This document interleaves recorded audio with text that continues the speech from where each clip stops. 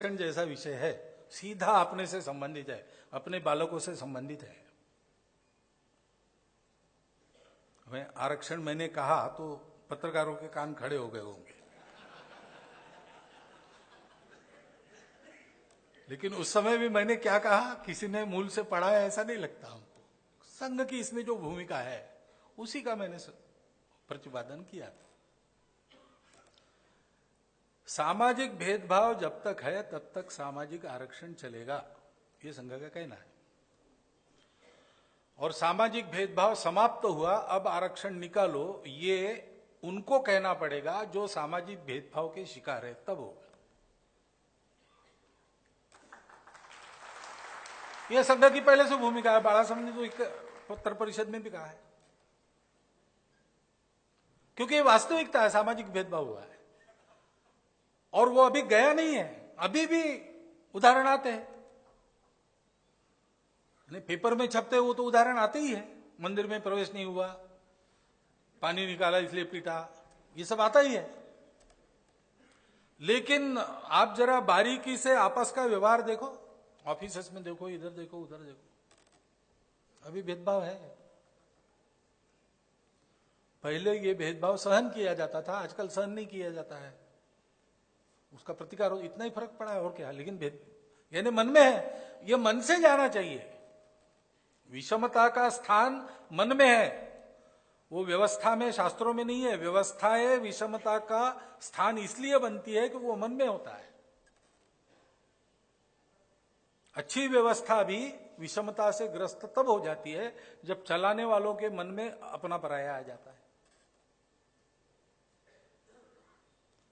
और इसलिए अभी चिन्ह दिख ही रहे हैं, गया नहीं, इसके लिए प्रयास करना पड़ेगा। इसलिए हम कहते भी हैं, निरीक्षण सर्वेक्षण हमने शुरू किया है, इसमें आगे बढ़ने वाले हैं हम लोग, कि कम से कम सारे हिंदू समाज का मंदिर, पानी, स्मशान की जगह सबकी समान हो, एक हो। सब मंदिरों में सबको प्रवेश रहे, सब पानी की जगहों पर सब हिंदू समाज के घटक पानी भर सके, और सब स्मशान सब हिंदू लोगों के लिए खुले हो। ये होना चाहिए। मन से ये भाव गया है, इसका प्रत्यंतर समाज के प्रत्येक घटक को तब आएगा। लेकिन जब ऐसी बात आती है आरक्षण की, तो फिर दो धड़े खड़े हो जाते हैं, आरक्षण हो, हम कहां जाते हैं। ये ठीक बात है कि अन्याय किसी पर नहीं होना चाहिए, और इसलिए आज की पीढ़ी में आरक्षण के कारण जिनका अवसर छीनता है उनके मन में चिढ़े, ये भी ठीक है। परंतु अगर हम एक समाज है तो क्या हम ये विचार नहीं कर सकते कि आज तक 1000 वर्ष, 1500 वर्ष, 2000 वर्ष जिन्होंने सहन किया, सहन ही करते आए, और क्या, सब सहन करके भी हिंदू समाज के अंग बनकर रहे।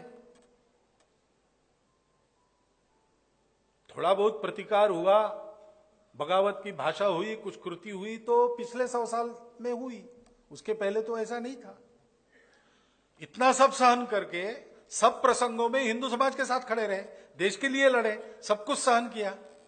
1000 साल उन्होंने सहन किया, हम 100 साल सहन नहीं कर सकते। करना चाहिए, करना चाहिए। दीनदयाल जी और नानाजी देशमुख संघ में काम करते थे, उस समय राजनीति में नहीं गए थे। तब की एक घटना बताते हैं स्वयंसेवक, कि देहातों में से पैदल जाना था और जाते समय पैर गलत पड़ गया तो गिर गए, दीनदयाल जी अंदर गड्ढे में एक। तो वो ऊपर आने की राह स्वयंसेवक देख रहे, नानाजी देख रहे ऊपर खड़े होकर। तो दीनदयाल जी ने स्वयंसेवक को कहा, अरे भाई हाथ दो।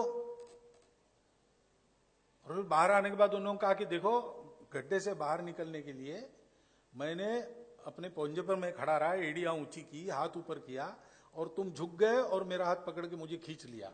ये दोनों बातें जब इकट्ठा होती है, ऊपर वाला झुकता है और नीचे वाला उठता है, तब समाज की उन्नति होती है। समाज की उन्नति का यही शास्त्र है। अब नीचे वाला अगर हाथ ऊपर कर रहा है और उठने की चाह रख रहा है, तो ऊपर वाले अगर एक समाज के हम हैं, तो एक कर्तव्य है ना हमारा झुकना, कर्तव्य है, वो करना चाहिए। दिल पर पत्थर रखकर कहना चाहिए, थोड़ा हमने भी सहन करना चाहिए, कुछ नहीं बिगड़ता। ऐसा विचार हम क्यों नहीं करते? ये समझना पड़ेगा। ये बात समझदारी की है, ये बात आत्मीयता की है, ये बात प्रेम की है, बंधुभाव की है, मनुष्यता की है, और इसी को धर्म कहते हैं। धर्म के जो इथिक्स है, धर्म के जो मूल्य है, वैल्यूज है, वो यही है, सत्य, ज्ञान।